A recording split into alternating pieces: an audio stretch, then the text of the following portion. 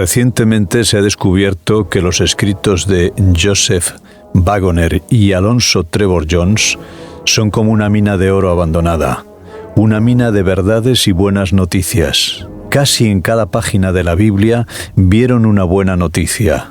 De todo esto resulta algo conmovedor que hace vibrar el corazón para siempre. Es fácil ser salvo y difícil estar perdido si comprendemos hasta qué punto la buena noticia es buena. Es con inmenso placer que presentamos estos deliciosos bocados cotidianos de buenas noticias. Pueda producir a todos vosotros tanto placer oírlas como a nosotros reunirlas y llevarlas a vuestros oídos. Las obras muertas no son buenas obras.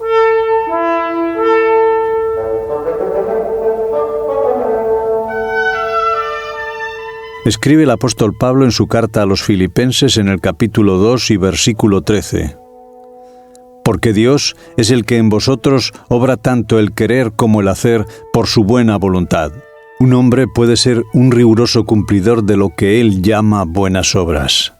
Sí, puede trabajar hasta quedarse sin aliento, con la misma piel sobre los huesos, a fin de ser bueno, con el propósito de ser justo, deseando conmover a Dios. Pero, ¿quién está haciendo la obra? El yo hace el trabajo con el fin de ser justo, de tener un tesoro de méritos que le aportará un incremento de gracia en este mundo y un incremento de gloria en el cielo. ¿Pero ha entregado su mente y su corazón a Dios? ¿Están sus afectos asegurados en Él? ¿Ha hecho la entrega de todo su ser al Señor? Absolutamente no. Y por eso sigue siendo yo en todo. Entonces, ¿quién debería obrar a fin de que el resultado pudiera ser siempre buenas obras? Leámoslo otra vez. Si Cristo está morando en nuestros corazones, Él obrará en nosotros tanto el querer como el hacer por su buena voluntad. Nosotros obraremos como Él obró. Manifestaremos el mismo Espíritu. Él obrará a través de nosotros.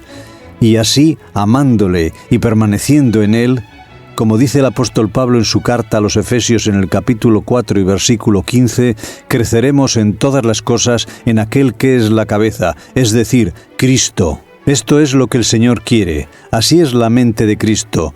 No puedo tener la mente de Cristo separada de Él, sin tenerle personalmente. Sin embargo, la presencia personal de Jesucristo es exactamente lo que quiere darnos a través del Espíritu Santo, derramando la lluvia tardía ahora mismo, dice el apóstol Pablo en su carta a los Filipenses en el capítulo 2 y versículos 12 y 13.